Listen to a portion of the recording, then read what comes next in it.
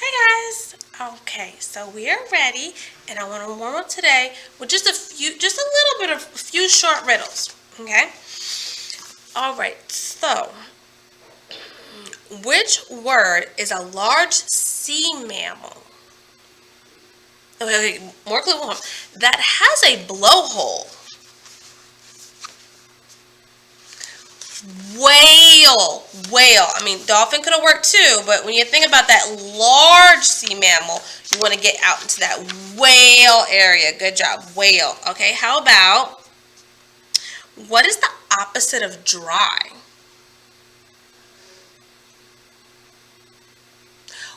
Wet. The opposite of dry is wet. Okay, good. Which word describes what you do when you speak very softly? What's that called?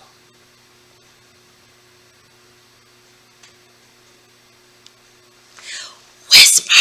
That's whisper. The word is whisper. Good. Excellent. Okay, just one more. Which word describes the color of clouds? Not rainy day clouds, but like just your regular average day. What color are clouds?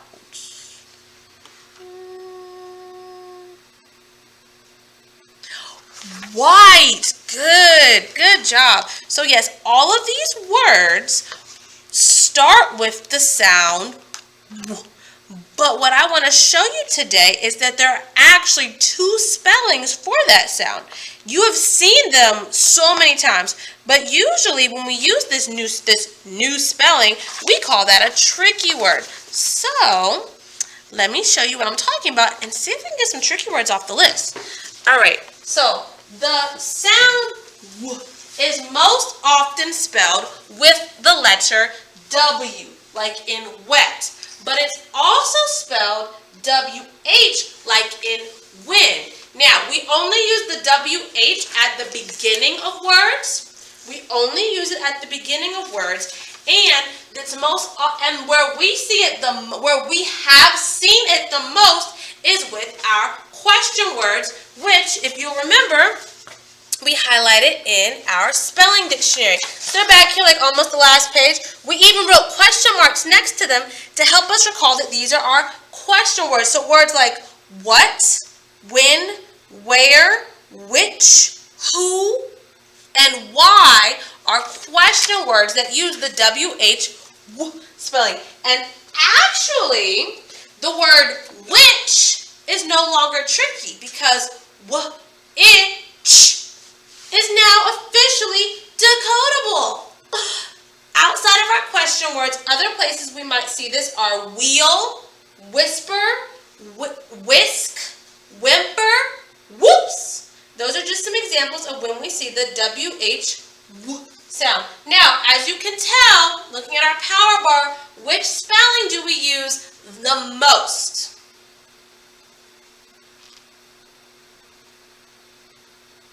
We use the spelling W for the sound W. But sometimes, and only at the beginning of words, we can use the WH. Whale, white, wine, like if you're like just like, that's whining. That uses the WH spelling. So this is only used at the beginning and still significantly less than the W spelling.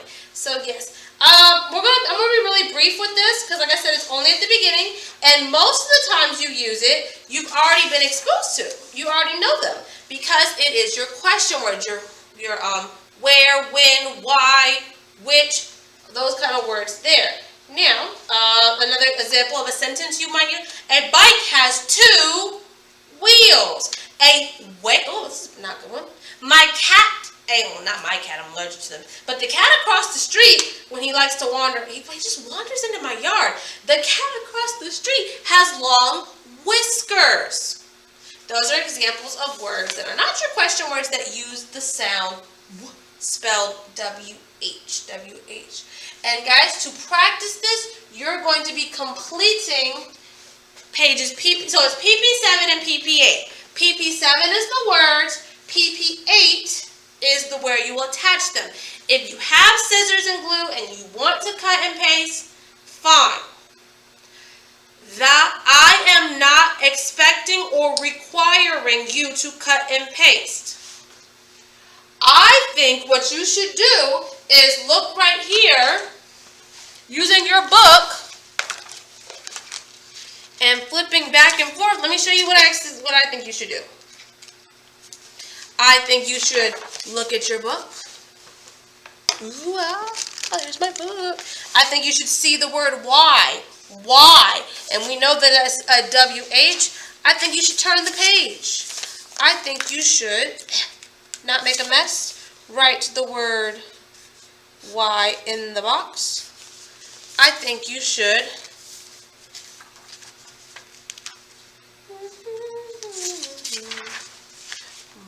mark it off. And that's it. Until you're finished. Repeat, repeat, repeat. It'll take just as much effort to flip pages and write the words as it will to cut them out and paste them in the correct location.